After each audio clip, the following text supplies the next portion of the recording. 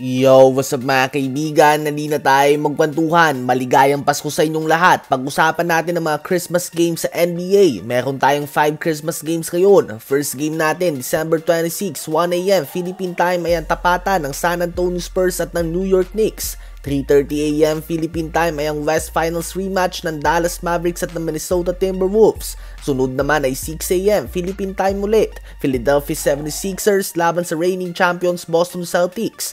Kasunod nito ay ang bakbakan ng Los Angeles Lakers at ng Golden State Warriors, 9 AM yan. At last game naman, Denver Nuggets kontra sa Phoenix Suns, 11:30 AM Philippine time naman yan.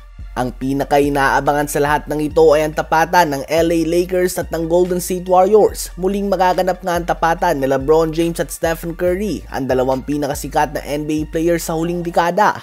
Wala man sila ngayon sa kanilang peak, ganun pa man ay nananatili silang in demand sa mga fans. Sila pa din nga ang may pinakamadaming fans, kaya naman sila pa din ang kinikilala bilang mukha ng NBA kahit na sa edad nila ay madalas ay retired na o bangko na ang mga NBA player.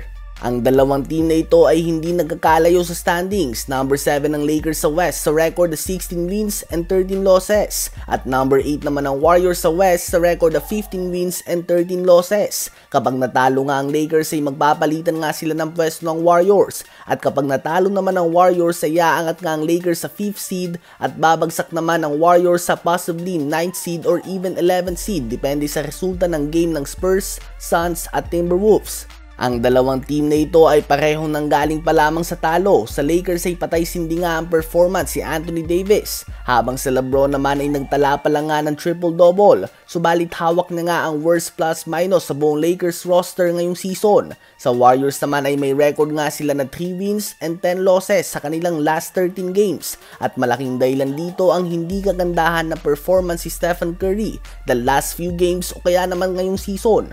Malayo nga sa MVP form niya ang performance sa pinapakita ni Curry sa ngayon, at ngayon na wala siyang secondary all-star na kasama sa team ay talagang kailangan nga ng Warriors ng kanyang peak performance. Kaya naman kapag inaalat siya ay halos pwede mo nang ilista sa Warriors ng talo. Sa matchup ng Lakers at ng Warriors ay lamado nga ang Lakers sa karamihan ng mga betting odds, at malamang ito ay dahil sa hindi kagandahan ng record ng Warriors sa mga nakaraang games sila.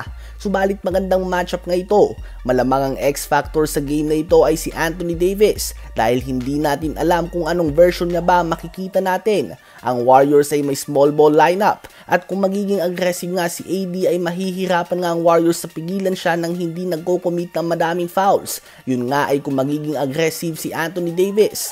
Kayo ba mga kaibigan? Sino ba sa palagay nyo magwawagi sa Christmas matchup na ito ng Golden State Warriors at ng Los Angeles Lakers?